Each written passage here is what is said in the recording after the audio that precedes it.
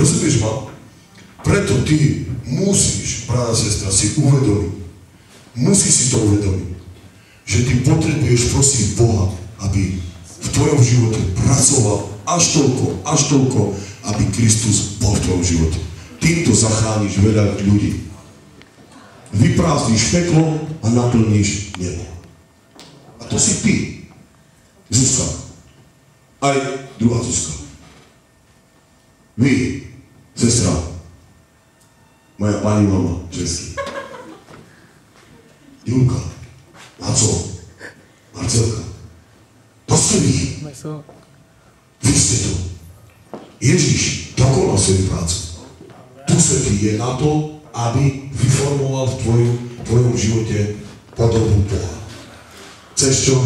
Láska, pokoj, krotkosť, zdržanlivosť, svojavosť, nežnosť, dobrodivosť, vernosť, ovocie ducha.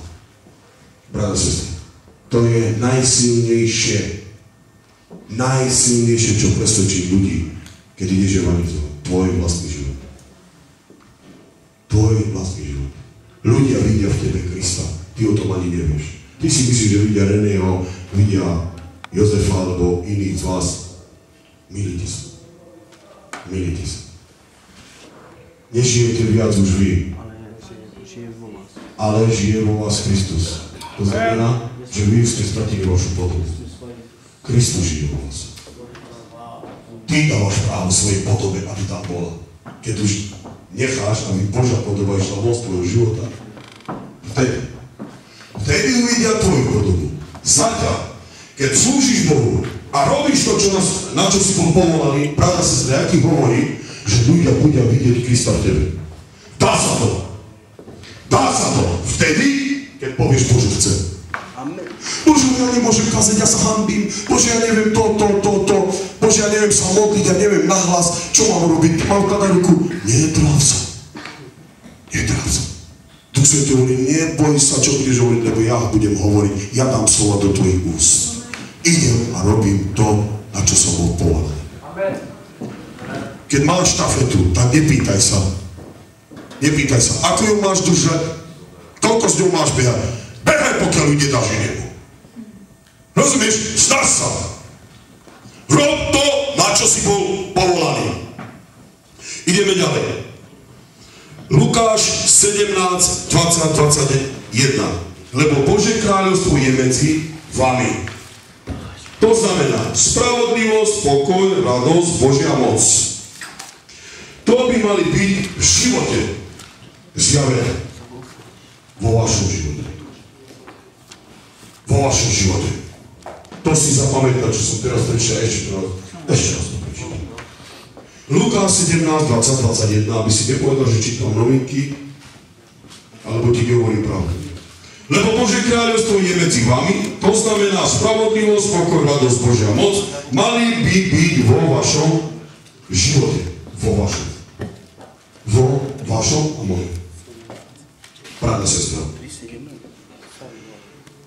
Kráľovstvo Božie uvidia ľudia vtedy, keď Božie kráľovstvo bude v tebe.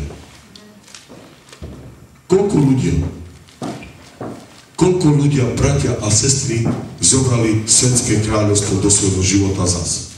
Koľko? A viete ako? Viete ako? Keď nechali tmu vo svojom živote. Pokiaľ máš svetlo vo svojom živote, ty vždy zjavuješ svetlo Božieho kráľovstva. To znamená, že kráľovstvo Božie je to. To svetlo, tým je Kristus. Ty, keď necháš tmu, znamená, že si nechal viac život svetský vo svojom živote. A ty už nezjavuješ Božie kráľovstvo. Ty zjavuješ čornotu, ktorý každý človek na tejto zemi je ponorený do nej. On, keď príde, tak nevidí do teba nič, lebo všetko len tma je. Rozumieš? Musíš sa modliť za to, čo počúvaš dneska.